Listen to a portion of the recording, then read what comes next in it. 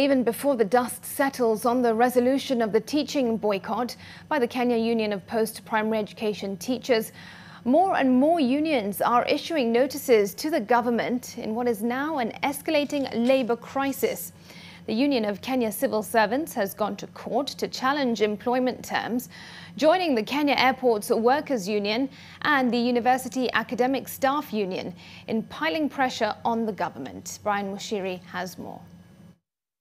On Monday, the Union of Kenya Civil Servants announced plans to hold a nationwide work boycott in protestation of a freeze on salary increment.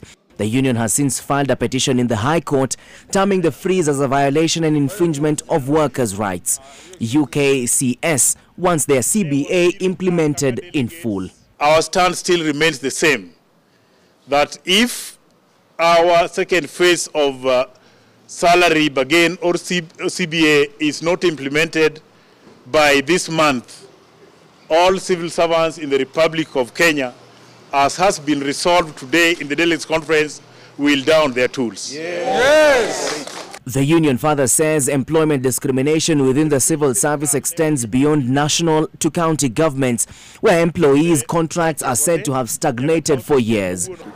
Elsewhere, a fresh row between the Kenya Airports Workers Union and the Kenya Airports Authority over the impending contract with Indian firm Adani Holdings has sparked another round of protests within the union. KAU has vowed to commence their strike proper on Tuesday after paralyzing operations on Monday. There is a delegation which is supposed to go to India by today. It was agreed that, number one, we read the documents within the 7 days, so that we make a documented reservations into it and some demands to the government. As the back and forth between KAU and KAA raged, transit operations were temporarily affected, holding passengers at JKIA for hours. Flight KQ584 from Nairobi JKIA to Ndola in Zambia was scheduled for 7:20 a.m. but was delayed for 9 hours before departing at 4:30 p.m.